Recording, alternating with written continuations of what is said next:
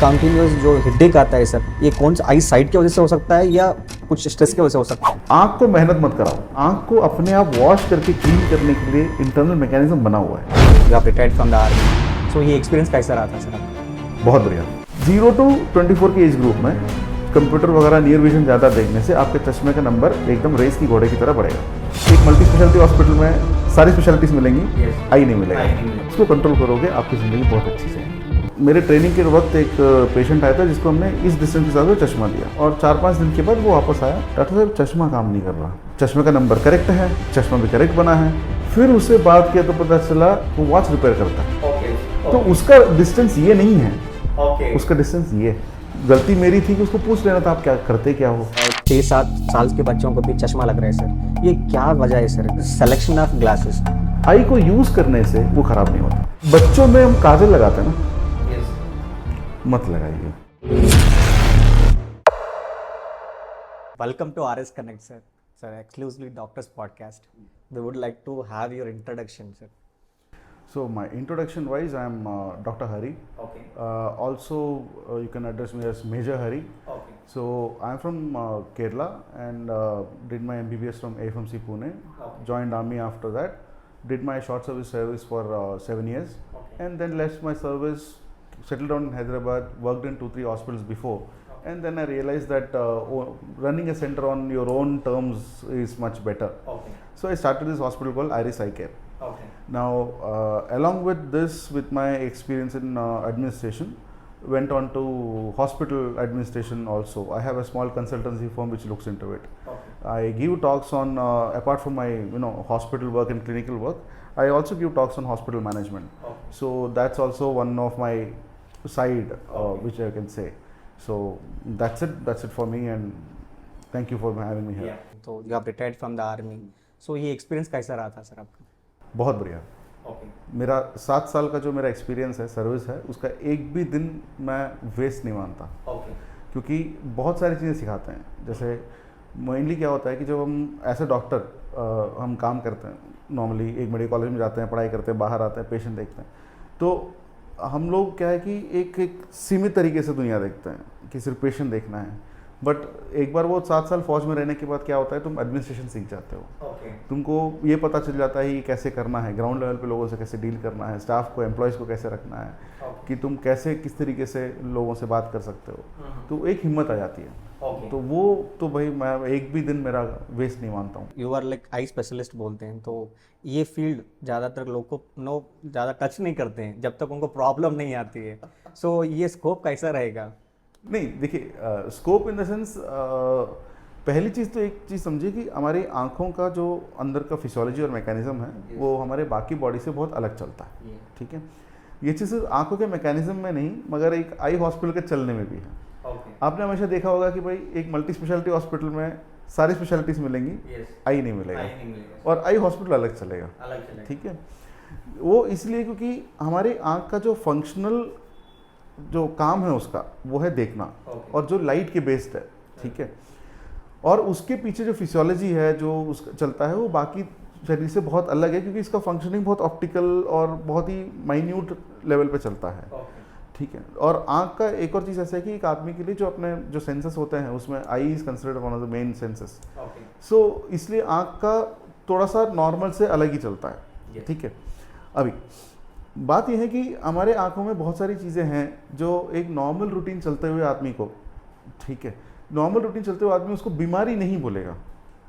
ठीक है, मगर डिस्कम्फर्ट बोलेगा। जैसे मैं खुद चश्मा पहनता हूँ, मैं चश्मा निकाला, मुझे नहीं दिखता, चश्मा पहनने से दिखता है, ये बीमारी नहीं है, ये नॉर्मल वेरिएशन है। ठीक है, ऐसे ही एक आई हॉस्पिटल में आने वाले जितने पेशेंट्स होते हैं, उनको पेशेंट्स बोलना गलत मानता हूँ। अच्छा। क्योंकि उसमें करीबन 80% लोग तो ऐसे होते हैं नॉर्मल नहीं, हाँ, जिनको बीमारी नहीं है, मगर उनके आंखें ठीक से काम नहीं कर रही, जो कि किसी बीमारी के कारण नहीं, नॉर्मल फिजियोलॉजिकल वेरिएशन के कारण, चाहे वो एज हो, चाहे वो चश्मे का नंबर हो, या उनके कामकाज के हिसाब से हो। तो ये बीमारी नहीं है। तो आई हॉस्पिटल में आने वाले 80% पेशेंट नॉर्मली पेशेंट्स नहीं होते। तो ये एक ऐसी चीज़ है, जैसे हम गाड़ी में एक गाड़ी चलाते हैं तो हवा का टायर चेक करते हैं, टायर की हवा चेक करते हैं, तो it's a regular maintenance part, it's not a treatment part. Okay ठीक है, हो सकता है कि एक आदमी अपने पूरी ज़िंदगी में कभी हार्ट स्पेशलिस्ट के पास जाए ही ना, कभी उसको हार्ट का कोई प्रॉब्लम ही नहीं आया, यस ना कोई हार्ट अटैक आया, ना बीपी था, नहीं तो वो कभी नहीं गया। ओके मगर अगर आप सब कुछ बिल्कुल ठीक ठाक भी हो, तब भी आपको आई स्पेशलिस्ट के पास एक आध बार तो आप चले जाना जाते हो, पड़ेगा। जाना ही पड़ता है। ओके तो ये एक बहुत बड़ा डिफरेंस है नॉर्मल एक हॉस्पिटल में और एक आई हॉस्पिटल में। ओके अब बात रही as a doctor, as an eye specialist काम करने का, हमारे इसमें क्या है कि हमारे में फिजिक्स और मैथमेटिक्स बहुत ज़्यादा होता है, या ठीक है, Yes. जो कि बाकी स्पेशलिटी के कंपैरिजन में। कंपेयर अगला ऐसा है कि हमारे यहाँ पे 99.9% ऑफ सर्जरीज जो होती है वो डे केयर होता है, ओके कि पेशेंट अपना ब्रेकफास्ट करके आता है, सर्जरी करा के वापस घर जाके अपना लंच करता है, अच्छा ठीक है, Okay. एडमिशन नहीं होता। नो एडमिशन आई हॉस्पिटल रात को अपना शटर खोल दे, बंद कर देगा, ओके हमारे पास ओवरनाइट स्टे नहीं होता है, ओके और बहुत नहीं, कुछ केसेस ऐसे भी होते हैं जिसमें चाहिए होता है बट उतना भी नहीं। ओके और majority of our cases are done in local anaesthesia, okay जिसमें जनरल एनेस्थीसिया की भी ज़रूरत नहीं। ओके जिसके कारण क्या होता है कि जैसे कुछ पेशेंट्स होते हैं जिसको हार्ट पेशेंट है, बीपी शुगर, जिसको नॉर्मली हम एक जनरल एनेस्थीसिया देने से डरते हैं, ओके ऐसे पेशेंट को हम आई ऑपरेशन बहुत आराम से कर सकते हैं, आराम से कर सकते हैं। ओके हमने बहुत सारे केसेस ऐसे, जैसे जो बेडरिडन पेशेंट्स होते हैं उनको वैसा का वैसा बेड में ही लेके आके ऑपरेशन करके भेजे हुए हैं, ओके क्योंकि हमारा जो है एनेस्थीसिया प्रोटोकॉल्स जो है that is much more shorter, swifter, faster okay बोल सकते हैं, और प्री ऑपरेटिवली बाकी टेस्ट वगैरह करने की ज़्यादा खास ज़रूरत है नहीं, ओके ठीक है। तो इसलिए eye is a very different speciality as a doctor to work also and as a person to visit also. Okay जैसे आप बोल रहे थे सर कि ये फील्ड एक अलग ब्रांच होगा हाँ। मेडिकल में, आई नो इसमें आपको ज़्यादा काफ़ी इंटरेस्टिंग नहीं फाइंड आउट होगा, जैसा लोग दूसरा स्पेशलिटी में देखते हैं, थोड़ा ऑड भी रह सकता है, बोरिंग भी रह सकता है, थोड़ा पर ध्यान देना पड़ता है, बिकॉज यू कैलकुलेटेड नंबर्स, आप नंबर में कैलकुलेट करना पड़ता है, थोड़ा ध्यान से देखना पड़ता है, सो कभी बोर नहीं लगता है सर? नहीं, बोर तो नहीं, बेसिकली अगर आपका इंटरेस्ट है किसी फील्ड में तो बोरियत नहीं होती है। Okay and it is not that everybody is same, okay every patient is different, every patient, हर मरीज का फ़र्क होता है। अभी जैसे एक एग्जांपल दे सकता हूँ, जैसे हम एक नॉर्मल आदमी को जब चश्मा देते हैं, नॉर्मली रीडिंग डिस्टेंस के हिसाब से देते हैं, यस तो मेरे ट्रेनिंग के वक्त एक पेशेंट आया था जिसको हमने इस डिस्टेंस के हिसाब से चश्मा दिया। ओके वो पेशेंट बाहर जाके चश्मा बनवाया अपना, और 4-5 दिन के बाद वो वापस आया, आके बोला सर ये डॉक्टर साहब चश्मा काम नहीं कर रहा। अच्छा देखो बात, चश्मे का नंबर करेक्ट है, ओके चश्मा भी करेक्ट बना है। यस फिर उससे बात किया तो पता चला कि he is a watch repair, वो वॉच रिपेयर करता है, ओके तो उसका डिस्टेंस ये नहीं है, ओके उसका डिस्टेंस ये है। अच्छा नजदीक देखे करता है सर, हाँ, ओके तो हमने चश्मा दिया इस हिसाब से, उसका ओके। काम इस हिसाब से है। ओके यहाँ पे हम, गलती मेरी थी कि उसको पूछ लेना था आप क्या करते क्या हो, ओके बस 2 सेकंड एक्स्ट्रा लगता, यस ठीक है। तो ऐसे करके हर दिन कुछ ना कुछ नया हो ही जाता है, there is something new every time, So that- new learning every time. Yes हमेशा लर्निंग रहेगा, हाँ हाँ, ओके तो इसलिए बोरिंग तो नहीं बोलूँगा। सर आजकल देखते हैं सर, लाइक छोटे बच्चे से लेके बड़ों तक यू नो 6-7 साल के बच्चों को भी चश्मा लग रहा है सर, ये क्या वजह है सर इन लोगों का? चलो इसमें मैं थोड़ा सा टाइम लेके बताऊँगा। यस देखो इंसान एक, वी आर एन एनिमल, हम एक जानवर हैं, ठीक है, तो हमारे बॉडी का एक डिज़ाइन है, यस ठीक है। अभी भगवान ने जब हमारा शरीर का जो डिज़ाइन जो बना है हमारा बायो एवोल्यूशन, ये डिज़ाइन इस हमारी जो आंखों की डिज़ाइन है, ये डिज़ाइन बना है दूर देखने के लिए, ओके ये नज़दीक देखने के लिए बना ही नहीं है, अच्छा ठीक है। जैसे हमारा जो हाथ है, मैं अगर टेबल पे रख देता हूँ या सोते टाइम साइड में रख देता हूँ, मैं 4-5 घंटे आराम से रख सकता हूँ, क्योंकि हाथ में कोई एफर्ट नहीं लग रहा, करेक्ट। यस हमारी आंखों को जब हम दूर देखते हैं तो हम जितने घंटे चाहिए हम दूर देख सकते हैं, क्योंकि उसके अंदर कोई एफर्ट नहीं लग रहा है, अच्छा ठीक है। When you see long distance, yes, when you see far your eyes are resting, that is the default position of the eye, अच्छा वो रेस्टिंग में रहेगा, वो रेस्टिंग है, ओके ठीक है। बट जब हम नज़दीक देखते हैं, हमारे आंख के अंदर कुछ फोकसिंग मैकेनिज्म होता है, जो जैसे कैमरा होता है, यस ठीक है, जो तो नज़दीक जब देखते हैं तो उस फोकसिंग मैकेनिज्म काम करता है, ठीक है, वो लेंस को फोकस करता है। यस अब वो नॉर्मल मसल है, अब एक मसल को फोकस करके अपना एफर्ट लगाने में उसका एक ड्यूरेशन ऑफ एक्शन होता एक्शन है, करता उसके बाद वो थक जाएगा। है, यस तभी हमको ज़्यादा बहुत देर तक अगर अंधेरे कमरे में नज़दीक पकड़ के मोबाइल के अंदर छोटे अक्षर में तुम पढ़ोगे या मूवी देखोगे, तो थोड़ी देर में आँख टायर्ड हो जाता है। Okay at the same time आप घर के बाहर अपने चबूतरे में खड़े होके पहाड़ के ऊपर देखोगे, बैठ के चाय पियोगे, आप मेरी तरफ से 4 घंटे बैठो, 6 घंटे बैठो, कुछ फर्क नहीं पड़ेगा। ठीक है।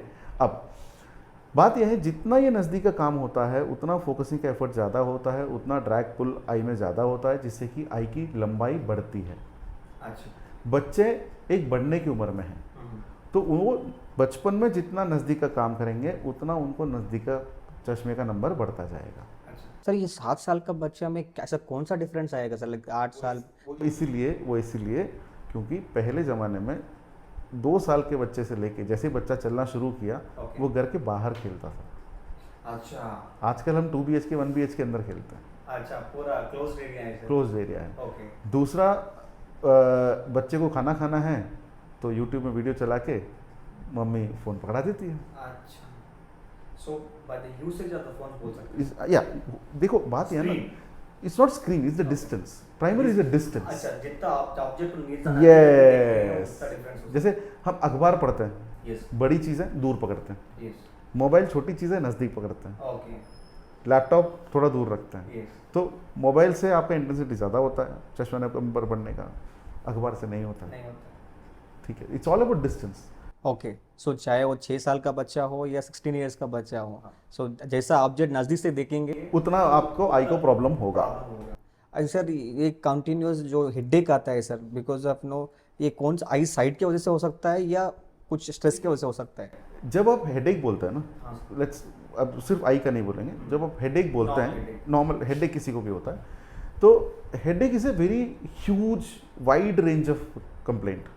ठीक है, किसी पे गुस्सा आया, हेडेक हो गया, खाना नहीं खाया, हेडेक हो गया, पानी नहीं पिया, हेडेक हो गया, धूप में फिर लिए, हेडेक हो गया, डिहाइड्रेशन, हेडेक, सर्दी हुई, हेडेक, राइट। हेडेक में बहुत सारे कारण हैं, उसमें से बहुत कम सेक्शन आई के लिए हैं। ठीक है, बहुत बार हमारे पास हेडेक के लिए जो आते हैं, मेजॉरिटी ऑफ द पेशेंट्स आई में कुछ नहीं होता, हम उनको बोल देते हैं सर आपकी आँख ठीक ठाक है, बाकी चीज़ें देख लो। ठीक है, फिर एक कुछ प्रकार के हेडेक होते हैं जो कि फ्रंट साइड्स, आई के ऊपर वाला, और ख़ास करके वो हेडेक जो दोपहर के बाद शुरू होता हो। क्योंकि देखो सोते टाइम तो हम आँख नहीं यूज़ कर रहे हैं, सुबह उठेंगे आँख यूज़ करेंगे, तब जितना जस्ट फटीग होगा वो फटीग के साथ हेडेक शुरू होता है, वो ऐसे वाले हेडेक जो होता है। और वो हेडेक जो है आप ज़्यादा नज़दीक का काम करने से, जो मैंने बोला ना मसल का इफेक्ट होता है, वो ज़्यादा फोकस करके जो एफर्ट लगाता है उस टाइम पे उसमें आदमी में हेडेक हो सकता है। दूसरा है कि एक कंडीशन है जिसको ग्लोकोमा बोलते हैं। ग्लोकोमा में भी कुछ टिपिकल काइंड ऑफ ग्लोकोमा में भी हेडेक होता है, मगर वो थोड़ा सा रेयर है। ऐसे हेडेक को तो आप अपनी तरफ से तो नहीं बता सकते, उसके लिए डॉक्टर की ज़रूरत पड़ती है। मगर नॉर्मली जो बोलते हैं कि सरदर्द हो गया है, चश्मा चेक कर लो, but most of the cases उसमें चश्मे की गलती नहीं होती है, आपके एक्टिविटी की गलती ज़्यादा होती है। सर सिलेक्शन ऑफ ग्लासेस, जो अगर बच्चा हो या एल्डर हो या कोई भी हो, सो जैसा साइट आता है तो डॉक्टर लिख के देता है चीटी, उसके बाद उन्होंने जाके बताता है ऑप्टिकल शॉप में, तो उन्होंने बोलता है सर ये डिज़ाइन वाला है, ये डिज़ाइन वाला है, ब्लू रे है, ये क्राइजल है। सर ये क्या फ़र्क पड़ता है सर? अब यहाँ पर हम बताते हैं कि चलो सर देखिए, आप एक गाड़ी चलाते हैं, यस करेक्ट, घर से ऑफिस तक जाते हैं। ऐसे डॉक्टर मैं सिर्फ इतना बोलूँगा कि आपको एक गाड़ी चाहिए घर से ऑफिस तक जाने के लिए, जाने के लिए, चाहे उसके लिए आप ऑल्टो खरीदो ओके या स्कॉर्पियो खरीदो ओके या मर्सिडीज खरीदो, ओके वो आपकी मर्जी। Okay. Basic purpose of vision will be solve by all the types of glasses. कौन सा भी ग्लास? हाँ, ओके उसके साथ आपको एडिशनल कंफर्ट्स होते हैं। ओके ठीक है, जैसे एक होता है एंटी ग्लेयर बोलता है। अब जैसे मैं आपके आगे बैठा हूँ, मैं चश्मा पहना हूँ, Yes. आप मेरी आंखें देख सकते हो, Yes, correct, you can yes, see my eyes, yes. Right. This is because my glasses has got an anti glare coating. Okay, अगर एंटी ग्लेयर कोटिंग नहीं होता, मेरे आईने पे, जैसे आप रोड पे गाड़ी चलाता है तो आगे का जो कार आता है उसका ड्राइवर नहीं दिखता, नहीं दिखता सर, क्योंकि उसके विंड स्क्रीन पे ग्लेयर आ रहा है। ओके ठीक है, तो ये एंटी ग्लेयर कोटिंग है, जिससे कि हमारा कम्युनिकेशन, आंखों का कम्युनिकेशन अच्छा हो जाता है। कभी कभार होता है एक फोटो ग्रे होता है या ट्रांसिशन बोलते हैं, वो होता है कि कमरे के अंदर ट्रांसपेरेंट, बाहर जाओ तो काला हो जाता है, सनग्लासेस हो जाता है। तो ये सारे जो चीज़ें हैं ये एडेड फीचर्स हैं, ऑप्शनल फीचर्स हैं, मैंडेटरी नहीं। ठीक है, अभी यहाँ पे हमको ये होना चाहिए, there something called medical advice and something called comfort advice. ठीक है, हाँ, अगर आप बहुत आउटडोर आदमी हैं, लॉन्ग डिस्टेंस ड्राइव पे जाते हैं, बाइक लेके 4 दिन की रोड ट्रिप पे चले जाते हैं, तो अब मैं आपको बता सकता हूँ कि सर फोटोक्रोमिक ग्लासेस नाम की चीज़ है, वो आपके लिए सुविधाजनक होगी, आप ज़्यादा कंफर्टेबल फील करेंगे। It's a comfort advice rather than medical advice. ऐसा नहीं कि फोटोक्रोमिक नहीं लेंगे तो आपको आँख को डैमेज होगा, नहीं, it's only the comfort part. Yes, comfort luxury मतलब it's a very thin line, it's a very thin line. चश्मे का नंबर करेक्ट होना चाहिए, नंबर करेक्ट रहेगा, बट बाकी सब एडिशनल फीचर्स। इस यस। ओके सर, ऐसा कोई है क्या, लाइक नो अपन ये नॉर्मल यूज़ करने से, कोई लॉन्ग टर्म टीवी देखने से या कोई स्क्रीन देखने से या कोई मोबाइल देखने से आंख पे फ़र्क पड़ता है? देखिए, मैं एक इंसान की आँख को 3 कैटेगरी में डिवाइड करूँगा, ठीक है। एक है when it is growing and it is evolving. Around 20 to 24 years तक हमारी आँखों का डेवलपमेंट होते रहता है। 20-24 ईयर्स से लेके आपके 40 साल तक हमारे आँखों का पैरामीटर्स कांस्टेंट रहता है। 40 साल के बाद हमको एजिंग चेंजेस शुरू होता है, ठीक है। बेसिकली वही वाली बात है कि जब बच्चा पैदा होता है, बाल बढ़ते हैं, 20-25 साल तक बढ़ते करते रहते हैं, फिर 20 साल से थोड़े साल तक कांस्टेंट रहता है, फिर 40 में गिरना शुरू होता है। तो यही वाली चीज़ हमारे बॉडी के हर इसके साथ है। तो आई में खास बात यह है कि जो हम बोलते हैं कि चश्मा पहनने से नंबर नहीं बढ़ता या आपको it is good for the health of the eye वाली बात, वो normally is very important for the people in the 0 to 24 age group. 0 to 24 हाँ, जब आई इज डेवलपिंग, ठीक है। 20-24 से लेके 40 तक आपकी आंखें कांस्टेंट रहती है, वेरी कांस्टेंट, डजंट चेंज। अगर चेंज होता है रेयर ओकेशंस, मिनिमम। अगर आपको उस टाइम पे चेंज हुआ, देन भाई there is something seriously wrong. अच्छा, रॉन्ग है, मतलब there is something that you need to visit doctor, okay, ठीक है। 40 के बाद एजिंग चेंजेस वो जायज़ है, ठीक है। अभी आपका सवाल ये था कि भाई कंप्यूटर मोबाइल वगैरह यूज़ करने से क्या इफेक्ट होता है। 0 to 24 के एज ग्रुप में कंप्यूटर वगैरह नियर विजन ज़्यादा देखने से आपके चश्मे का नंबर एकदम रेस की घोड़े की तरह बढ़ेगा, ठीक है, इट विल इंक्रीज, ठीक है। But after that 20-24 age group जब एक बार स्टेबल हो जाता है, उसके बाद using too much of mobile and laptop will only cause fatigue to your eye, it will not change your eye. Fatigue होगा, टायर्डनेस होगा, हेडेक होगा, आप गुस्सा हो जाएंगे, आपको नींद नहीं आएगी, नींद कम आएगी, ज़्यादा आएगी, पानी आएगा, सारे डिस्कम्फर्ट वाले फीचर्स आएंगे, but it doesn't hurt your eye. देखिए, एक चीज़ याद रखिएगा, ये हमारे मोबाइल स्क्रीन्स जो है या लैपटॉप्स जो हैं, these are not microwave ovens, they are LED lights, ठीक है।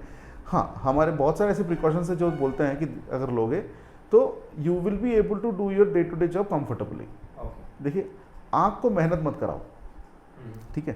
फॉर एग्जाम्पल, अंधेरे कमरे में बैठ के 0 ब्राइटनेस के साथ लैपटॉप मत चलाओ, क्योंकि एक तो अंधेरा कमरा, देखो आँख एक ऑर्गन है जो लाइट से काम करती है, ठीक है।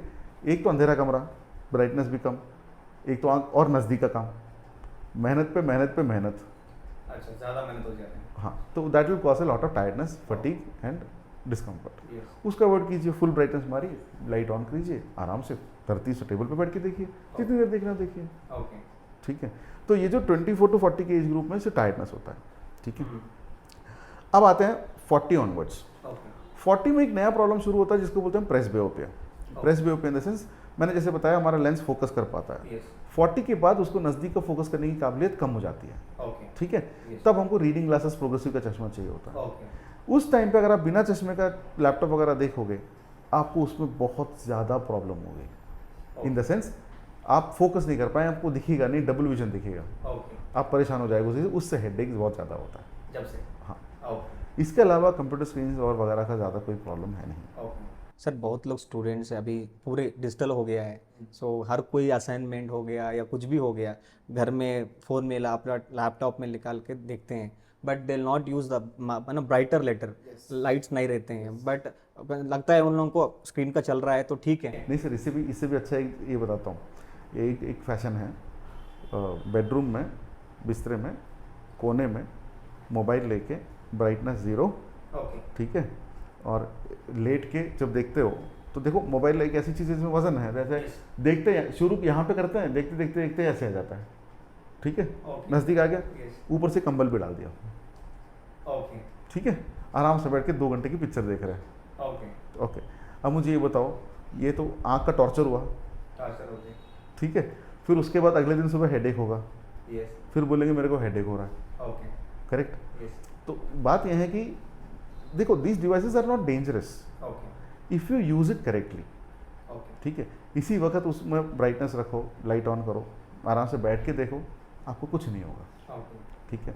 ये है इसमें, ये स्क्रीन और मोबाइल में I am not worried about people beyond 24, beyond the age of 20 I am not worried at all, okay बस उससे उनको इम्पैक्ट नहीं पड़ता है। नहीं जबकि छोटे बच्चों में अभी क्या हुआ, कोविड के टाइम पे ऑनलाइन क्लासेस चला, यस कोविड के बाद भी अभी बहुत सारे स्कूल में homework is send by WhatsApp, complete ठीक है।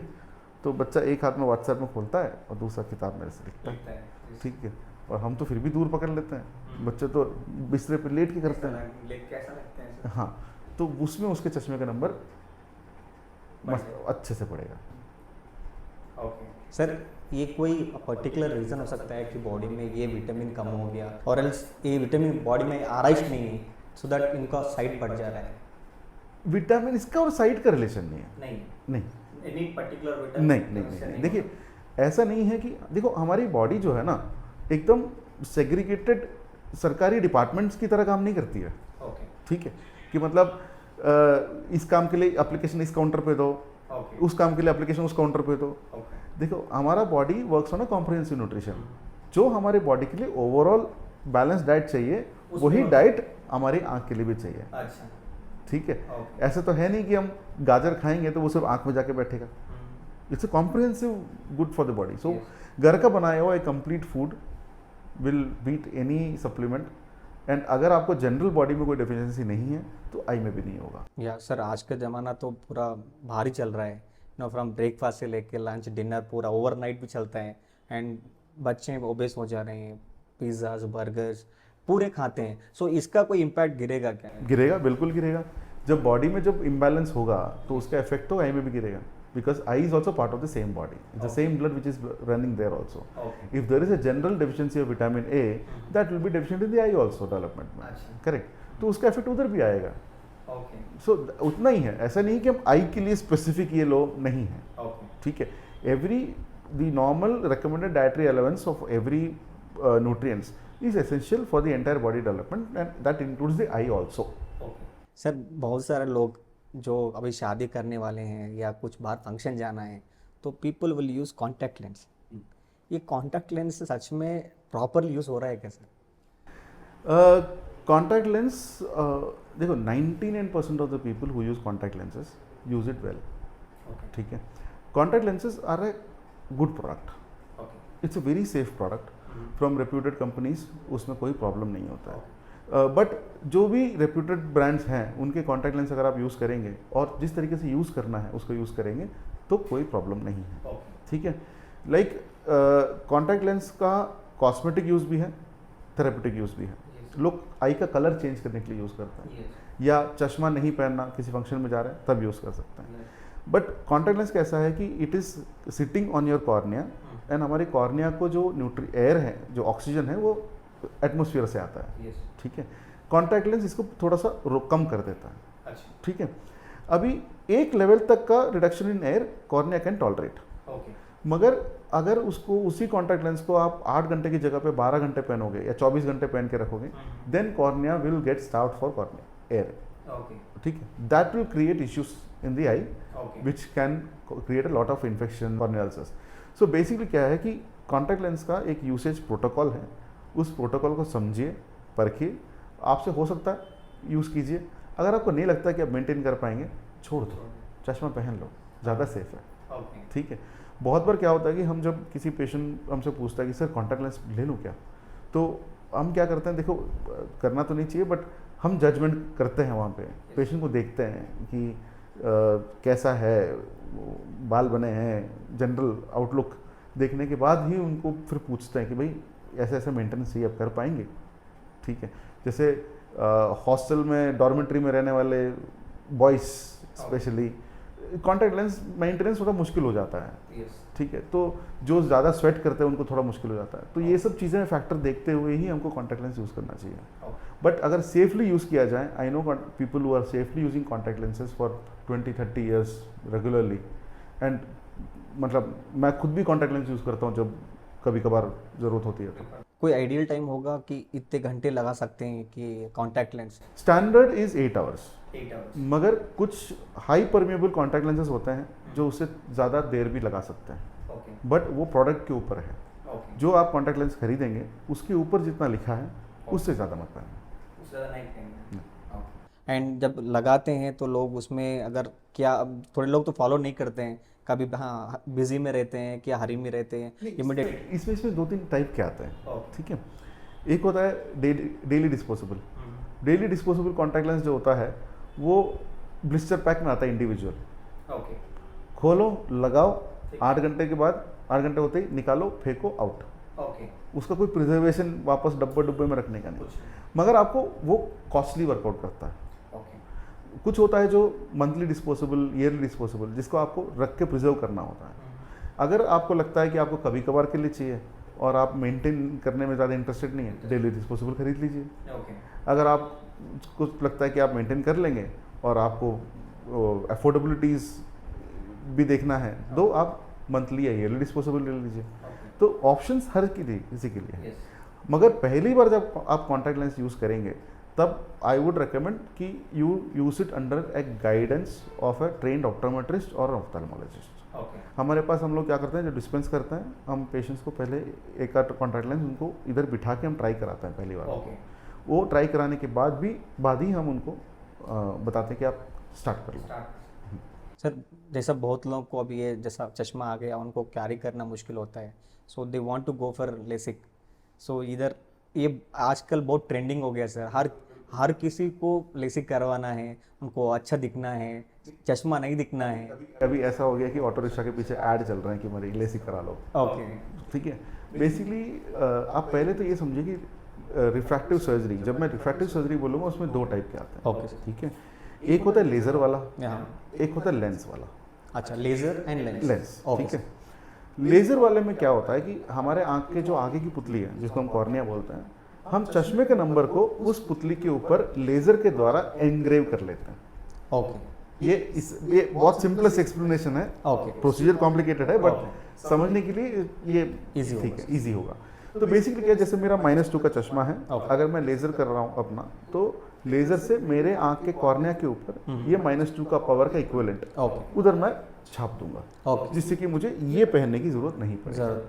ठीक है। ओके। ये है एसेंशियली लेज़र का फंडा। ओके। अभी इस एक प्रोसीजर को करने के लिए आपको कॉर्निया का थोड़ा सा थिकनेस बर्न करना होता है ओके। लेज़र से। अच्छा। वो बर्न करने का जो टेक्निक है हम्म। वो अलग अलग टेक्निक्स होते हैं। जैसे एक होता है लेसिक जिसमें फ्लैप बना के करते हैं, एक होता है पीआर के जिसमें बिना फ्लैप का करते हैं, एक होता है स्माइल जिसमें एक छोटा सा इंटरनल कॉर्नियल टिश्यू को काट के उसको साइड से निकालते हैं। तो ये सारे जो प्रोसीजर्स हैं, तो ये सारे प्रोसीजर एसेंशियली एक ही चीज़ करता है, लेज़र से कॉर्निया का एक पार्ट, एक अमाउंट ऑफ कॉर्निया निकालते हैं जो कि आपके चश्मे के नंबर के इक्विवेलेंट हो। ओके। ठीक है। जिसके बाद आपको चश्मा पहनने की जरूरत नहीं पड़ती। अभी आते हैं उसी चीज़ पे वापस जो पहले मैं बोल रहा था कि हमारे चश्मे के नंबर और आई की कॉन्स्टेंसी का। ओके। अगर मैं आज की डेट में मेरा चश्मे का नंबर -2 है, मैंने लेसिक से मेरा -2 का चश्मा का नंबर मैंने अपने आँख के कॉर्निया के ऊपर छाप दिया है, उसके बाद जब तक मेरे आँख का नंबर नहीं चेंज होगा ओके। तब तक मेरे को चश्मे की ज़रूरत नहीं पड़ेगी। नहीं पड़ेगी। अब ये नंबर कब चेंज होगा, जब हमारी उम्र 40 लगेगी। एबो 40। Yes. Okay. When our age hits 40, Okay. that is the time aging changes starts। आपको नियर विजन का चश्मा लगता है, दूर का भी शायद 0.25 0.5 जैसा स्टार्ट हो जाएगा। ओके। तो आप जब भी लेज़र कराएंगे उसका 2 क्राइटेरिया है। दो चीज़ें आपको याद रखनी है। एक बार अपना चश्मे का नंबर स्टेबल होने के बाद ही कराइएगा। ओके। ठीक है।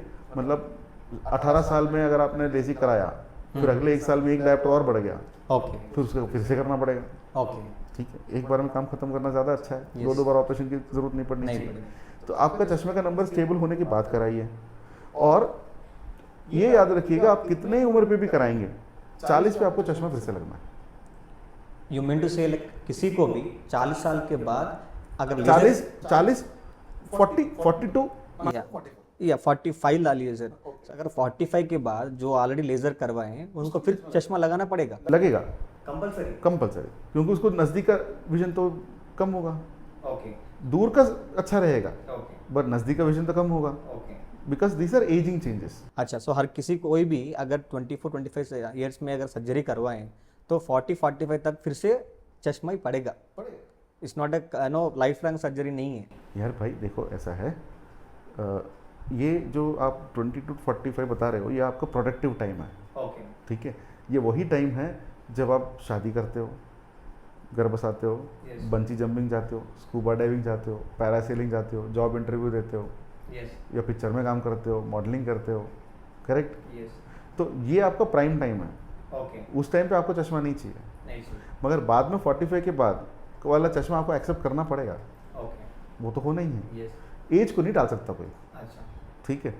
तो नॉर्मली क्या होता है, जैसे मेरा ये है कि कोई भी 36-37 के एज में कोई आता है मेरे पास चश्मा हटाने का लेज़र को मांगते हुए, मैं बहुत हेजिटेट करता हूँ करने से। ओके, मैं पेशेंट को सीधा बोल देता हूँ कि सर अभी देखिए आपको कितने साल में आपको फिर से चश्मा लग सकता है, तो वो सारी चीज़ें आपको क्लियरली बताना पड़ता है। Yes. उसके बावजूद भी अगर पेशेंट चाहता है तो इट्स अ चॉइस, ओके, ठीक है। और ये चश्मा निकालने वाला जो लेज़र वगैरह है ये हमारा एक चॉइस है, it's like getting a tattoo. Okay, अगर आपको हटवाना है हटवा लीजिए, वरना चश्मा पहन के तो आपको दिख रहा है, ओके, ठीक है। नहीं कराना मत कराइए, अच्छा, it's not a compulsory thing. Not, अब ये हो गया चश्मा हटाने की रिफ्रैक्टिव सर्जरी में लेज़र वाली बात। यस, इसके अलावा कुछ एक और प्रकार की सर्जरी होती है जिसको बोलते हैं ICL, आई सी, इम्प्लांटेबल कोलामर लेंस। ओके, अब इसको समझाने के लिए आसान तरीका ये है, जो हम कॉन्टैक्ट लेंस बाहर पहनते हैं एकदम ऐसे ही एक पतला सा कॉन्टैक्ट लेंस हम आँख के अंदर डाल देते हैं। अच्छा, सो लेजर में छाप दिए और इसमें कॉन्टैक्ट लेंस अंदर डाल दिए, ओके, अभी इसमें खास बात यह है कि ICL सर्जरी रिवर्सिबल है, अच्छा, जैसे हमने डाला बस अगर निकाल सकते हैं। वैसे निकाल भी सकता है। ये कितना टाइम पीरियड होगा सर? नहीं वो तो अगर नहीं निकाला तो जिंदगी भर। ओके, मैं ये बता रहा हूँ कि फॉर एग्जाम्पल किसी के आंख में कोई दूसरा प्रॉब्लम आ गया, ओके, डायबिटीज़ के कारण कोई इफेक्ट आ गया या कैटरैक्ट आ गया, तब हम उसको आराम से निकाल सकते हैं, your eye will be back to normal, ठीक है। ओके, तो ये है ICL की खास बात। जैसे मैं ICL की एक और खास बात ये है, जैसे मैंने आपको बताया कि हम चश्मे के नंबर को कॉर्निया पे छाप देते हैं, -2 को छाप सकते हैं, -5 को छाप सकते हैं, -10 को तक भी छाप सकते हैं। किसी का -15 होगा तो हमको बहुत कॉर्निया चलाना पड़ता है। अच्छा, ओके, हो सकता है कॉर्निया में उतनी मोटाई ना हो, ओ, ऐसे हाई पावर केसेस में हम ICL ज़्यादा प्रेफर करते हैं, नॉट लेस, नॉट लेजर। मगर ICL का ऐसा है कि सर्जरी लेसिक से थोड़ा महंगा पड़ता है।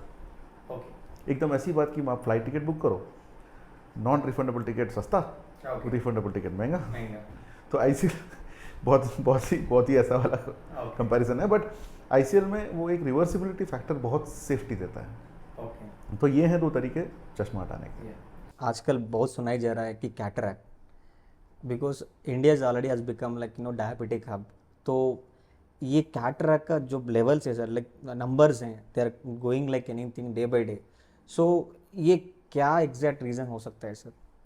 Cataract is something which is not a disease. Cataract बीमारी नहीं है, ओके, कैटरैक्ट उम्र के साथ हर किसी को आना है। ओके, बट यहाँ पे हम लोग आजकल कैटरैक्ट के बारे में ज़्यादा इसलिए सुन रहे हैं क्योंकि हमारे इंडियन पॉपुलेशन में लाइफ एक्सपेक्टेंसी बढ़ गई है।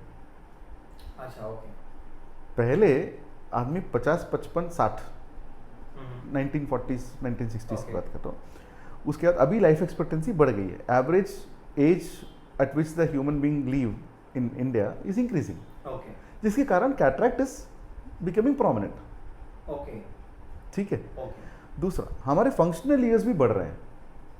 अभी बात यह है कि cataract is an evolving thing. जैसे कैटरैक्ट शुरू होता है, पहले विजन थोड़ा कम होता है, फिर थोड़ा और कम हुआ, थोड़ा और कम हुआ, थोड़ा और कम हुआ, थोड़ा और कम हुआ।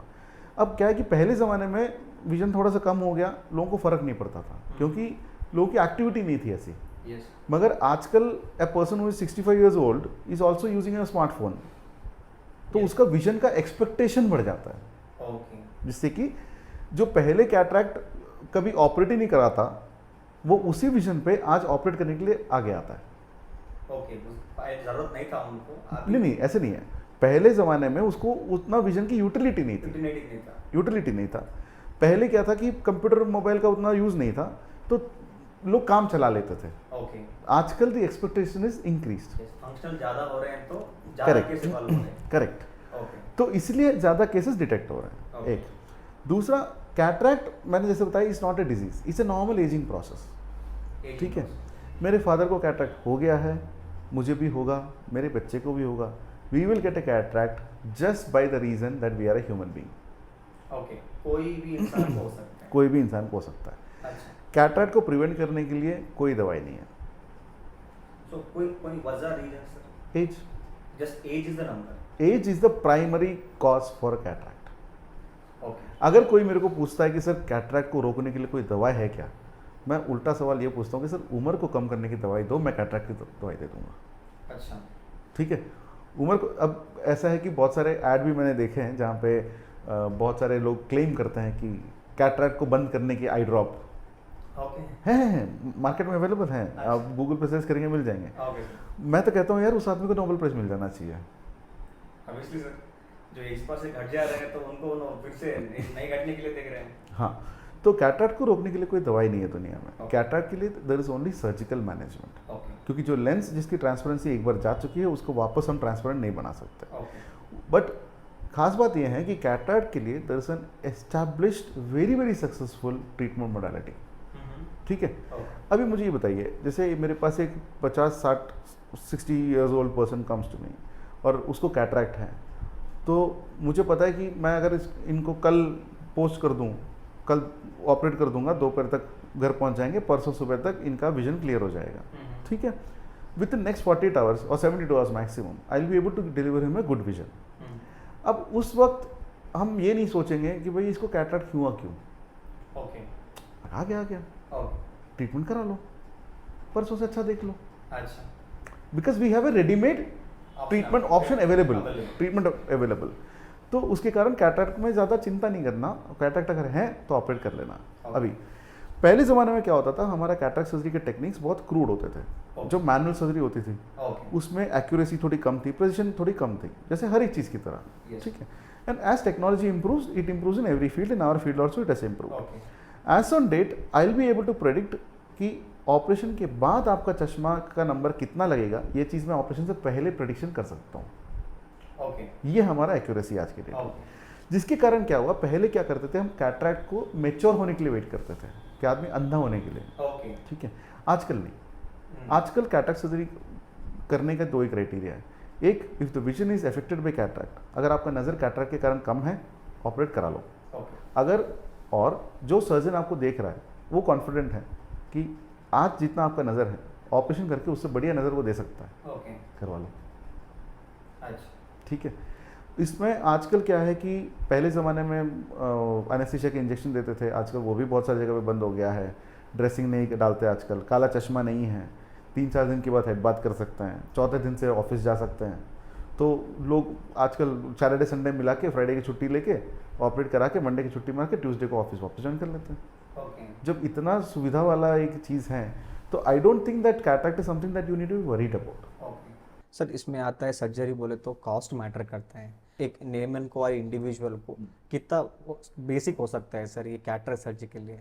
सो कैटरैक्ट सर्जरी की खास बात यह है कि since it is a very easily doable surgery, उसका रेंज बहुत ज़्यादा है और vision is something that is required for everybody. So government की तरफ से भी, चैरिटेबल ट्रस्ट की तरफ से, वो प्राइवेट हॉस्पिटल्स की तरफ से भी, कैटरैक्ट इज़ वन एरिया जहाँ पे बहुत सारा पुश मिलता है। ठीक है, तो अभी अगर आपको कैटरैक्ट सर्जरी कराना है, आप फ्री कैटरैक्ट सर्जरी से लेके, ठीक है, अराउंड 2-2.5 लाख पर आई तक में आप कैटरैक्ट सर्जरी करा सकते हैं। ठीक है, अभी इसके अंदर दो चीज़ें मैटर करती हैं, एक है technique and process. Technique and process तो हो गया एक, जैसे आपको फ्री में कैटरैक्ट सर्जरी कराना है, गवर्नमेंट हॉस्पिटल में जाइए, वहाँ पे भी बहुत अच्छे ऑफ्थेल्मोलॉजिस्ट मिलेंगे, बहुत अच्छे सर्जन मिलेंगे। बट एक ऑर्गेनाइजेशन के अपने अपनी लिमिटेशंस होती हैं कि आपको काउंटर पे इधर ये कागज़ बनाना, फिर उधर टेस्ट कराना, फिर उधर घूमो, फिर आपको डेट मिलेगा, ये टेस्ट होगा, वो होगा, वो प्रोसेस हो गया। और टेक्निक में भी ऐसा है कि हर गवर्नमेंट हॉस्पिटल में जो फेको इमल्सिफिकेशन का मशीन है वो अवेलेबल नहीं होती। तो बहुत सारी जगह पे अभी भी मैनुअल सर्जरी करते हैं। मैनुअल सर्जरी करने से भी डिसेंट विजन नहीं, बहुत अच्छा विजन आ जाता है, बट वो प्रेसिशन, वो वाला प्रेसिशन जो हम चाहते हैं, जो हम लोग प्रीमियम में एक्सपेक्ट करते हैं, वो नहीं आता है। तो और रिकवरी टाइम भी थोड़ा सा ज़्यादा लंबा होता है। ठीक है, तो वो आप गवर्नमेंट हॉस्पिटल में करा सकते हैं, या उससे थोड़ा सा ऊपर चैरिटेबल हॉस्पिटल में करा सकते हैं। ठीक है। या अब वही चीज़ प्राइवेट हॉस्पिटल में आएंगे तो प्राइवेट हॉस्पिटल में क्या है कि आपको वो केयर, वो पर्सनलाइज केयर अटेंशन मिलेगा और आपका मशीन बेस्ड सर्जरी होगा जिसके अंदर आपको लेंसेज के भी चॉइसेस मिलेंगे।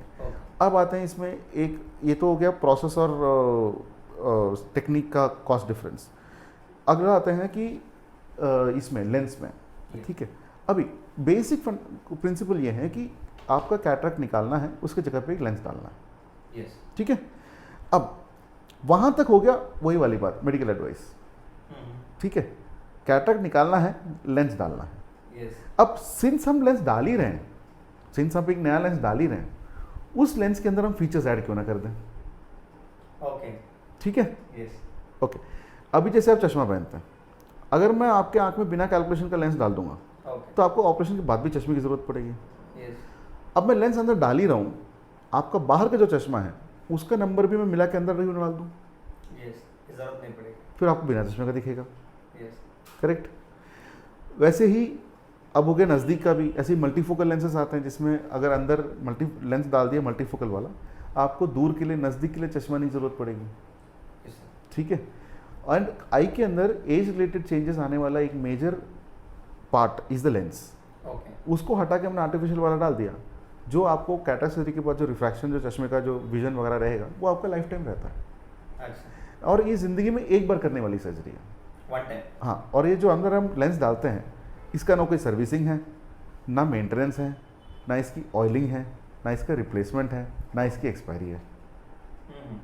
मतलब हर इंसान को ज़िंदगी में एक बार कैटरेक्ट सर्जरी कराना ही कराना है और एक ही बार कराना है, वन टाइम। तो उस टाइम पे आप चूज़ कीजिए आपको कौन से टाइप का लेंस चाहिए, किस टाइप का सर्जरी चाहिए। कुछ लोग हैं जो बोलेंगे नहीं एक ही बार कराना है, मेरे को सबसे बढ़िया वाला चाहिए, एकदम लेटेस्ट टेक्नोलॉजी, ठीक है। तब बजट ऊपर जाएगा। कोई बोलेगा नहीं नहीं मेरे को नॉर्मल वाला चलेगा, बजट नीचे जाएगा। तो जिस तरह जहाँ पे आपको रखना है वहाँ का कैटरेक्ट सर्जरी आज की डेट में दुनिया में अवेलेबल है, ठीक है।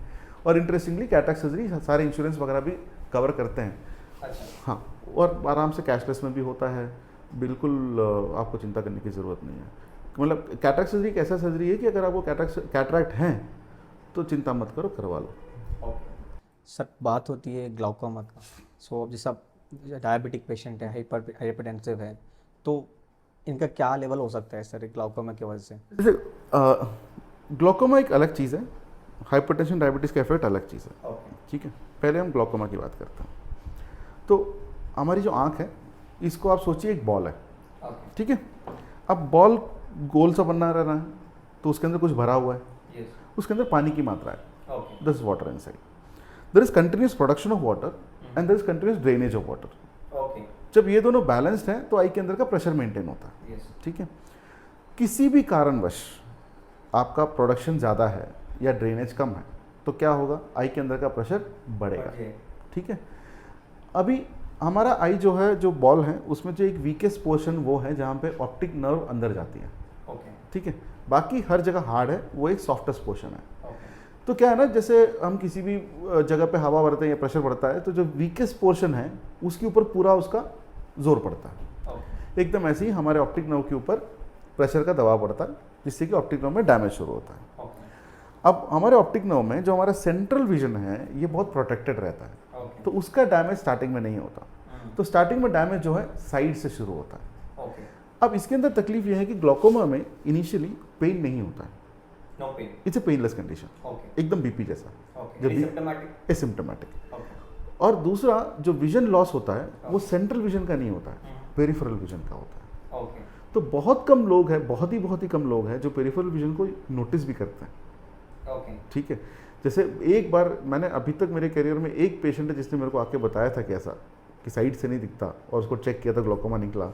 वो एक पेशेंट था जिसने बोला सर ड्राइव करते टाइम ना साइड में से कोई गाड़ी ओवरटेक करता है तो मेरे को थोड़ा पता नहीं चलता, बट मेरी बीवी को पता चल जाता है, ठीक है। सो वो उतना ऑब्जर्वेंट लोग नॉर्मली होते नहीं है, तो उसके लिए हमें बहुत सारे इंस्ट्रूमेंट्स और इक्विपमेंट्स की ज़रूरत पड़ती है टेस्टिंग के लिए। तो मैं तो ये कहूँगा कि ग्लाउकोमा एक ऐसा कंडीशन है जिसका हमको स्क्रीनिंग करना चाहिए, स्क्रीनिंग करते हैं। और क्योंकि जो विजन उसमें खो चुके हैं ना उसको हम वापस नहीं लेके आ सकते। Glaucoma can not be treated, it can only be managed. We can manage whatever it is, pressure को कम वगैरह करो, और अभी से आगे उसका डैमेज ना बढ़े, ओके, उसको ऐसे कंट्रोल कर सकते हैं, ठीक है। यस, मगर उसके लिए क्या है ना, कंट्रोल करने के लिए और मैनेज करने के लिए we have to detect it at the right time, okay, ठीक है। ऐसे नहीं कि 60 साल में जो विजन पूरा जा चुका है तब हम ग्लोकोमा पकड़ रहे हैं। तो 40 years is a good age at which it is seen that हम लगभग ग्लोकोमा केसेस को पकड़ सकते हैं ओके, और ट्रीटमेंट शुरू करने से उनका लॉन्ग टर्म मोबिलिटी कम कर सकता है। तो हर कोई जो एक बार 40 क्रॉस करे, 40-45 के बीच एक बार ग्लोकोमा के लिए चेकअप कराना जरूरी है, ठीक है। अभी ग्लोकोमा का मैनेजमेंट में बड़ा स्ट्रेट फॉरवर्ड सा है। उसके लिए कुछ टेस्ट होते हैं जो बताते हैं कि ग्लोकोमा बढ़ रहा है नहीं है, ओके, ठीक है। तो वो हो गया हमारा मॉनिटरिंग के लिए टूल कि भाई ग्लोकोमा प्रॉब्लम बढ़ रहा है या स्टेबल है, और हम उसको प्रेशर के साथ कोरिलेट करते हैं। और प्रेशर को कंट्रोल करने के लिए पहले एक आई ड्रॉप, अगर उससे नहीं कंट्रोल हुआ सेकंड आई ड्रॉप, उससे नहीं कंट्रोल हुआ तीसरा आई ड्रॉप, उससे नहीं कंट्रोल हुआ फोर्थ आई ड्रॉप, अगर उससे भी नहीं कंट्रोल हुआ तो ज़रा surgical methods to reduce the pressure, ठीक है। सब कुछ मिला के टारगेट ये रहेगा कि वह प्रेशर कम रखना है, ठीक है। अब ग्लोकोमा में ऐसा है, it is called a silent thief, okay, ठीक है, चुपचाप से आने वाला चोर, ओके, क्योंकि दर्द नहीं होता, ठीक है। विजन जब तक 90% जाएगा नहीं तब तक आदमी को पता ही नहीं चलता, समझ में नहीं है, हाँ। तो इसलिए ग्लोकोमा स्क्रीनिंग बहुत ज़रूरी है। तो नॉर्मली हम लोग क्या करते हैं कि जो भी पेशेंट 40 अबव आता है उसका एक बार ऑप्टिक नर्व हम देख लेते हैं, उसका प्रेशर चेक कर लेते हैं। वो एक स्टैंडर्ड प्रोटोकॉल है, चाहे वो हम हर पेशेंट को बताते नहीं है कि भाई आपका ग्लोकोमा स्क्रीनिंग हो गया है, बट एनीवे हम केस शीट में मेंशन करते हैं, and it is because standard protocol in every eye hospital. तो मेरा तो ये है कि ग्लोकोमा के लिए एक ही चीज़, 40 और 45 के बीच में किसी भी आई हॉस्पिटल में एक बार चले जाना, ओके, ठीक है। उसी से ही बहुत सारे लोगों का ग्लोकोमा डिटेक्ट हो जाएगा, अच्छा। ठीक है। Sir, diabetic and hypertensive patients का क्या रिलेटेड है सर आई से? ये समझने के लिए ना मैं एक छोटा सा एग्जांपल के ज़रा बताता हूँ। हमारा जो बॉडी है इसमें ब्लड सप्लाई है, राइट। पाइप्स लगे हुए हैं हर जगह पे जहाँ पे ब्लड जा रही है। ऐसे ही जैसे एक बिल्डिंग लो, बिल्डिंग में वाटर सप्लाई का पाइपलाइन है, ओके, ठीक है, हर जगह पे पानी जाता है, यस, ठीक है। अब ये सोचो जो बिल्डिंग में जो पानी जाता है वो नमक वाला पानी और हार्ड वाटर है, तो क्या होगा, हर घर के अंदर नलके में चीज़ें जमना शुरू हो जाएंगी, यस, गीसर खराब होगा, यस, वॉशिंग मशीन खराब होगा, यस, आपका जो हीटर वीटर सब कुछ खराब होना शुरू होगा। धीरे धीरे दीवार से ऐसे सीपेज शुरू होगा, और एक दिन ऐसे भी आएगा जब वो दीवार टूट के पानी आ ही जाएगा, ओके, करेक्ट। यस, एकदम ऐसे ही हमारे बॉडी के हर ऑर्गन के अंदर ब्लड सप्लाई है। उस ब्लड सप्लाई का एक रिक्वायर्ड कॉम्पोजिशन है, और उसका एक रिक्वायर्ड प्रेशर है, ओके, उसका एक रिक्वायर्ड सोलूड्स है, शुगर कितना होना चाहिए। यस, जहाँ पे वो बढ़ जाता है, जहाँ से वो जाता है वहाँ पे वो प्रॉब्लम शुरू कर देगा, ओके, ओके। अभी जैसे हमारे आँख है, आई में एक ऑर्गन है जिसको बोलते हैं रेटिना, यस, ठीक है। जैसे हम मूवी थिएटर में जाते हैं, प्रोजेक्शन होता है, स्क्रीन है, यस, ऐसे ही हमारे आँख के अंदर प्रोजेक्शन का एक स्क्रीन है जिसको रेटिना बोलते हैं। उसके अंदर जो इमेज गिरता है वो हमारा ब्रेन कैप्चर करता है। उस रेटिना के ब्लड सप्लाई के लिए भी वहाँ पे बहुत सारे ब्लड वेसल्स हैं। जब उसके अंदर हाई शुगर वाला खून जाता है तो क्या होता है कि वो जो ब्लड वेसल्स है उसमें से थोड़ा सा सीपेज, थोड़ा सा लीकेज, ओके, थोड़ा सा ब्रेकिंग, थोड़ा सा ब्लीडिंग सब शुरू हो जाता है, जिससे कि जो हमारा रेटिना है, जो कि हमारा पर्दा है जिसके ऊपर इमेज गिरना है, उसके ऊपर ब्लड के स्पॉट्स आएंगे, प्रोटीन डिपॉजिट्स आएंगे, ब्लीडिंग के पैचेस आएंगे, ठीक है। जिससे क्या होगा, अभी आप सोचिए मूवी थिएटर में जा रहे हैं, पर्दे को देख रहे हैं, उसके ऊपर यहाँ पे दाग है, यहाँ पे स्पॉट है, आप कितना अच्छा पिक्चर देखेंगे, मुश्किल है। सेम चीज़ आँख में भी होता है। ओके, जैसे ही आप किसी का डायबिटीज़ अनकंट्रोल्ड है या बीपी अनकंट्रोल्ड है, उसके कारण आँख का जो पीछे का पर्दा है उसके अंदर जो खून की नलियाँ हैं उसमें ब्लीडिंग वगैरह शुरू होता है, जिससे कि आपका जो पर्दा है वो डिफेक्टिव हो जाता है, ओके, जिससे कि अभी आप जो इमेज देखेंगे उसमें आपको पैचेस, हेजीनेस, डलनेस सब शुरू हो जाएगा। बट इसमें एक चीज़ ऐसा है कि सर, यही वो जो बिल्डिंग वाली जो कहानी मैंने बताई, उस बिल्डिंग में आप कितना भी रिपेयर कर लो उसको पुराने जैसे तो नहीं कर सकते, नहीं सर, थोड़ा पैच वर्क कर सकते हो, एमसी लगा सकते हो, Yes. राइट। एकदम वही वाली कहानी हमारे आँख में भी है। जो डायबिटीज़ और हाइपरटेंशन के कारण आई के अंदर जो रेटिना में जो इफेक्ट्स आते हैं उसको ट्रीट करके 100% बैक टू नॉर्मल करना नामुमकिन है, ओके, इट्स इम्पॉसिबल, बिल्कुल नहीं होगा, नहीं होगा, क्योंकि some damage will be there, okay, ठीक है, सम रेसिडुअल डैमेज विल भी रहे, कुछ बचा कुचा डैमेज रहेगा। हम जो भी उसके लिए ट्रीटमेंट करेंगे वो उससे विजन इम्प्रूव होगा, थोड़ा बहुत जितना है उससे तो इम्प्रूव होगा, मगर बैक टू नॉर्मल नहीं हो सकता। इसलिए क्या है कि डायबिटीज़ और हाइपरटेंशन को ट्रीटमेंट से ज़्यादा उसका प्रिवेंशन और मैनेजमेंट इज़ मोर इम्पॉर्टेंट। ठीक है, आँख में ऐसा है कि हम लोग मुझे जैसे कैटरेक्ट सर्जरी करना है, पेशेंट को पहले हार्ट का प्रॉब्लम था, मुझे उससे इश्यू नहीं है, बीपी है, बीपी से भी खासकर इशू नहीं है, थायराइड का प्रॉब्लम है उससे भी इशू नहीं है, वो बाकी जो बॉडली इश्यूज है उससे मेरे को कोई प्रॉब्लम नहीं है। मगर कोई पेशेंट को अगर डायबिटिक है तो मैं 10 बार सोचता हूँ। क्योंकि अगर 2-3 चीज़ें हैं, एक डायबिटिक पेशेंट को मैं कोई ऑपरेशन करूँगा उसके बाद इन्फेक्शन के चांसेस बढ़ जाते हैं, एक। दूसरा, उनका पर्दा पहले ही कॉम्प्रोमाइज्ड है, ठीक है, ये और ज़्यादा हो जाएगा। और ज़्यादा नहीं, मतलब मैं कैटरेक्ट सर्जरी करते टाइम लेंस, ये वाला आर्टिफिशियल लेंस हटा के, सॉरी नेचुरल वाला लेंस हटा के आर्टिफिशियल लेंस डालूंगा, डालने के बाद भी vision will not be 100%। I will be dealing with a dissatisfied patient. ठीक है, क्योंकि बहुत बार होता है कि सर आपने मेरे भाई का ऑपरेशन किया, उनका तो विजन पूरा आ गया था, और मेरा ऑपरेशन आपने किया मगर उसमें पूरा विजन नहीं आया, थोड़ा अभी भी ब्लर सा दिख रहा है। तो फिर उनको समझाना पड़ता है कि आपके पर्दे में प्रॉब्लम है, आपके भाई को डायबिटीज़ कंट्रोल में है, आपका कंट्रोल नहीं है। ठीक है, तो ये है। दूसरा प्रॉब्लम ये है कि कैटरेक्ट सर्जरी में ही हम ऑपरेट करते हैं तो डायबिटीज़ के कारण और भी बहुत सारे कॉम्प्लिकेशंस आ सकते हैं, जैसे ट्रैक्शनल रेटिनल डिटैचमेंट वगैरह है, जो कि उसमें थोड़ा सा रिस्क बढ़ जाता है, अच्छा खासा बढ़ जाता है। तो इसके लिए मैं हमेशा बोलता हूँ कि डायबिटीज़ को कंट्रोल करो। ठीक है, तो बहुत सारे लोग पेशेंट मेरे पास आते हैं कि सर कैसे कंट्रोल करें, सर ये कंट्रोल नहीं हो रहा। सर देखो, मेरा बड़ा सिंपल है, मैं ऑफ्थेल्मोलॉजिस्ट हूँ। ठीक है, कुछ लोग बोलते हैं कि उनका योगा से कंट्रोल होता है, एक्सरसाइज से कंट्रोल होता है, दवाई से होता है, इन खाना से होता है, जिससे करना करो, मेरे को फ़र्क नहीं पड़ता। ठीक है, मुझे जायज़ सा नॉर्मल ब्लड शुगर चाहिए, मैं ऑपरेशन कर दूंगा। ठीक है, तो ये जो चीज़ें हैं, डायबिटीज़ और हाइपरटेंशन नॉर्मली हमारे बाकी मैनेजमेंट को कॉम्प्लिकेट कर देती है। जैसे एक पेशेंट है जिसको डायबिटीज़ हाइपरटेंशन नहीं है, उसको कैटरेक्ट है या कोई भी दूसरा प्रॉब्लम है, मैं उनका मैनेजमेंट बहुत आराम से कर सकता हूँ, मुझे कोई चीज़ सोचने की ज़रूरत नहीं पड़ती। मगर डायबिटीज़ और हाइपरटेंशन में ऐसा है कि भाई सोचना पड़ता है कि सर ये इतना थोड़ा सा रिस्की केस है, इसमें आउटकम थोड़ा सा कम आएगा या सेटिस्फैक्ट्री नहीं आएगा, वो पहले से पेशेंट को समझाओ, हमारा टाइम ज़ाया होता है पेशेंट को। तो इसलिए ऐसा है, मोटा मोटा कहानी का सार ये है, आँख में इफेक्ट ज़रूर आता है, जो इफेक्ट आ गया उसका treatment is only to maintain the vision, not to improve the vision much. और इनका इफेक्ट अगर आँख में नहीं आना तो भाई उसको डायबिटीज़ हाइपरटेंशन को पहले कंट्रोल करो। ठीक है, उसको कंट्रोल करोगे आपकी ज़िंदगी बहुत अच्छी जाएगी। अच्छा, इतना।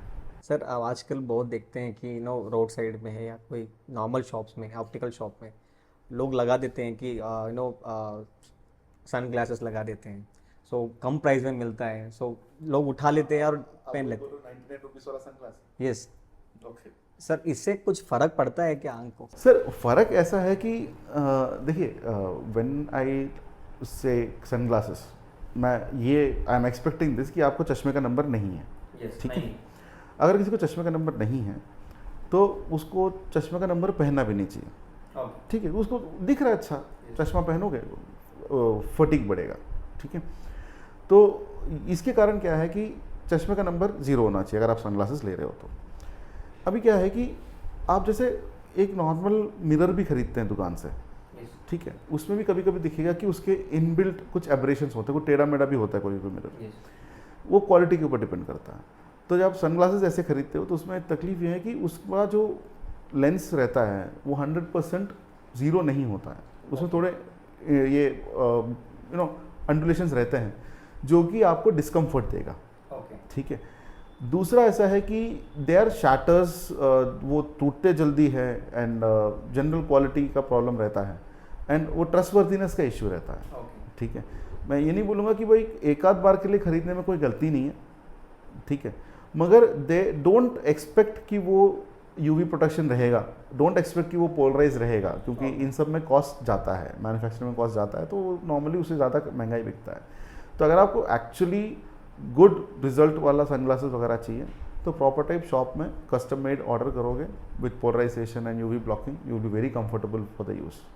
ठीक है, तो ये जो सस्ते वाले वो 1 टाइम्स जस्ट फॉर शॉक के लिए एक आध बार यूज़ कर लिया, कोई प्रॉब्लम नहीं है, आंखों को डैमेज नहीं करेगा रातों रात में, वैसे कोई बेनिफिट भी खास है नहीं। ओवरऑल इफ जो आई पेशेंट्स ही होते हैं या नॉर्मल इंडिविजुअल्स को आप कौन सा प्रिवेंटिव मेजर्स बोल सकते हैं कि they should protect their eyes? देखिए, सबसे पहले तो ऐसा है कि our eye is a very fantastically design system. ठीक है, कभी आपने सुना है कोई कैमरा का लेंस मैकेनिज्म कभी ख़राब नहीं होता फ़ोटो खींचने से? 10 फोटो खींचो, 10 करोड़ फोटो खींचो। ठीक है, eye is an optical device, eye को यूज़ करने से वो ख़राब नहीं होता, there is no wear and tear because of light. ठीक है, उसके अलावा the entire design is so good कि आँख को अपने आप वॉश करके क्लीन करने के लिए इंटरनल मैकेनिज्म बना हुआ है। हमारे यहाँ से आंसू बनते हैं, टोटल पूरे आई को वॉश होता है, यहाँ पे होल होता है जिससे वो नाक के पीछे ड्रेन होता है। It's a very fantastic system. Unless and until आपको कोई प्रॉब्लम ना हो, मैं तो यही बोलूँगा, फर्स्ट रूल इज आई को तंग मत करो। अपना दिमाग मत लगाओ उस पर, उसको चलने दो। ठीक है, eye is a very self sufficient system, उसका जो मैकेनिज्म चल रहे हैं उससे छेड़खानी मत करो। जैसे कि लोग सुबह उठ के आँख वॉश करते हैं, आँख खोल के, उसी प्रैक्टिस को हम लोग मना करते हैं। अच्छा, करने की जरूरत ही नहीं है। ओके, नहीं लोग सोचते हैं ना सर कि मैं ट्रैवल कर चुका हूँ तो आँख में बहुत सारे नहीं, आँख के अंदर का डस्ट पार्टिकल आँख खुद साफ करती है। ओके, उसके लिए अपन वॉश करने की जरूरत ना, नहीं। आँख बंद कीजिए, बाहर से वॉश जितना करना कीजिए। ओके, ठीक है। अगला ऐसा है कि लोग मेकअप, सुरमा वगैरह यूज़ करते हैं। Yes, they are not good when the eye is sleeping. So सोने से पहले बकायदा उसको वॉश करके सोइएगा। ओके, ठीक है, जो भी आई कॉस्मेटिक्स वगैरह लगाते हैं, हम जैसे आई को ऐसे, आईलिड को ऐसे खींचेंगे तो यहाँ पे एक लाइन दिखेगा, यस, जिसके आगे लैशेस रहते हैं, पीछे लैशेस नहीं रहते हैं। उस लाइन से आगे आपको जो करना कीजिए, उसके पीछे वाले साइड पे आँख की तरफ कुछ मत कीजिए। ठीक है। अगला है कि बच्चों में हम काजल लगाते हैं ना, यस, मत लगाइए। नहीं बहुत सारे बच्चों को बोलते हैं कि ऐसा लगाने से आंख बड़ा होता है, और ये मैं बहुत देख, ऐसा है, मैं 6 फुट का आदमी हूँ। ठीक है, मेरे बाजू में 5 फुट के आदमी को खड़ा करोगे, मैं बड़ा दिखूंगा। ठीक है, मैं 6 फुट का हूँ, मेरे बाजू में 6.5 फुट का आदमी को खड़ा करोगे, मैं छोटा दिखूंगा। राइट, उससे मेरे हाइट को फर्क नहीं पड़ा। राइट, बच्चों में ये आंख बड़ा वाली बात यहाँ तक ही है, मिथ है। ठीक है, काजल लगाने से कुछ नहीं बढ़ा है। ठीक है, प्रॉब्लम ये होता है कि बच्चों में ना, देखो, हम जब हमारा खुद का लगाते हैं तो हम बारीकी से लगा सकते हैं। जो मैंने बोला लैश लाइन के आगे लगाओ। बच्चों में क्या होता है, लोग एक धक्के से हम लगा देते हैं। ठीक है, तो बच्चा एक तो कॉपरेट करता नहीं। ठीक है, बोल नहीं सकते, हमारी उंगली मोटी है, तो वो जो काजल तुम लगा रहे हो कहाँ जा रहे, इसका कोई प्रेडिक्शन नहीं है। ठीक है, साफ सुथरे से लगा नहीं सकते। हमारे यहाँ पे एक छोटा सा एक होल होता है जो ड्रेनेज जाता है टीयर्स का। आई के अंदर कंजंक्टिवा है। ठीक है, इन सब में अगर आप करोगे, उससे बच्चों को बाद में एलर्जीज वगैरह होने के चांसेस ज़्यादा होता है, इन्फेक्शन के चांसेस ज़्यादा होता है। और ख़ास करके आजकल काजल जो मिलता है उसके अंदर भी क्या क्या होता है हमको नहीं पता। तो जब when there is so much of ambiguity and there is no benefit to it, तो कर ही क्यों रहे हो? सर ये ओल्ड ट्रेडिशन आज उन लोगों का आते रहे, बहुत लोगों का, they will make their own kajal, घर में पकाते कुछ करके, एंड दे विल। सर मेरा सवाल ये है, क्यों? उससे जब आपको ऑब्वियसली कोई फ़ायदा नहीं मिल रहा, ठीक है, तो क्यों कर रहे हो? छोड़ दो ना। आँख को तंग मत करो, उसको छोड़ दो। जो आप कर रहे हो उससे उसको फ़ायदा नहीं हो रहा है। आप अपना टाइम और ये वेस्ट कर रहे हो और रिस्क बढ़ा रहे हो। So instead of protecting we are risk, we are उसको रिस्क में ला ले रहे हैं। हाँ, एक अगला है आई के केयर के लिए। देखिए, कुछ एक चीज़ें हैं हमारा, ऐसे told you, I is design for working for distance. ज़्यादा नज़दीक चीज़ें मत रखिए, दूर रखिए। और एक फंडा याद रखिए कि eye is a organ which works by light. जितना अच्छी लाइट उतना अच्छा। उतना अच्छा काम करेगा। ओके। ठीक है, तो कमरे में अगर आप वर्क फ्रॉम होम भी करते हैं, आजकल work from home is a very common thing, Yes. तो लोग क्या करते हैं, बेड में ही टेबल लगा के ऐसे, ठीक ऊपर लगा लेते हैं। ऐसे ऐसे, ठीक है। उसमें क्या है ना, वो डिस्टेंस मेंटेन नहीं होता। बाकायदा एक टेबल लीजिए, स्टडी टेबल, बैठिए, पोस्चर बनाइए, आपकी कमर भी सीधी रहेगी, गर्दन का भी दर्द नहीं होगा, आई भी टायर्ड नहीं होगा, आप आराम से कर पाएंगे। ओके। ठीक है। इसके अलावा आई के अंदर सर ज़्यादा खास कोई प्रिकॉशन की ज़रूरत नहीं पड़ती। Okay. Just get yourself checked. बच्चों में खास करके when they start going to school, when they start identifying alphabets, okay. That's the time जब हम विजन चेक कर सकते हैं। नॉर्मली बच्चों में जब at birth initially 1 to 2 months में एक चेकअप होता है, हॉस्पिटल में ही होता है। Yes. बहुत सारे हॉस्पिटल करते हैं, कुछ न्यूबॉर्न बेबी स्क्रीनिंग होता है। Yes. उसके बाद एक 4-5 साल जब वो अल्फ़ाबेट्स आइडेंटिफाई करना शुरू होता है, तब हमारे ऐसी जगह पे आके आप विजन वगैरह चेक कर सकते हैं। ओके। उसके बाद स्कूल इज़ वन प्लेस जहाँ पे टीचर्स बोलते हैं, कम्स विथ फीडबैक कि भाई बच्चे को पीछे से नहीं दिख रहा। Yes. तो ऐसा अगर कोई कंप्लेंट है, तुरंत ले आइए, चेक कर दीजिए, काम ख़त्म कर दीजिए। ओके। अगर विजन का प्रॉब्लम है तो बच्चों में नॉर्मली सालाना या around 10 to 12 years which is the active time, उस टाइम 6 मंथली, एंड उसके बाद फिर से yearly checkup is something that I would recommend. And एक बार जब आप वो 21 to 24 ईयर्स के एज टाइम पे जब आप नौकरी वगैरह जा रहे हो, उस टाइम पे एक आई चेकअप करा लीजिए। That time you will get a clear cut think कि भाई आगे आपका चश्मे का नंबर वगैरह क्या चलने वाला है। ओके। ठीक है। उसके बाद आपका, अगर आपके लाइफ में डायबिटीज़, हाइपरटेंशन जैसी चीज़ें हैं, तो आपको सालों साल चेक कराना चाहिए। और एक बार आपको 40 होने के बाद नज़दीक का जब विजन का प्रॉब्लम आएगा, आप ऑटोमेटिकली हर 2 साल में हमारे पास आ ही जाएंगे। ओके। ठीक है। ओके। फिर हमारे पास एक आदमी आता है जब उसको कैटरैक्ट होता है। एक नॉर्मल एक आदमी के लाइफ साइकिल में एक आई डॉक्टर के पास का विजिट का शेड्यूल ये है। ओके। उसके अलावा जो भी प्रॉब्लम है उसका add on. Thank you so much, sir, for your valuable insights.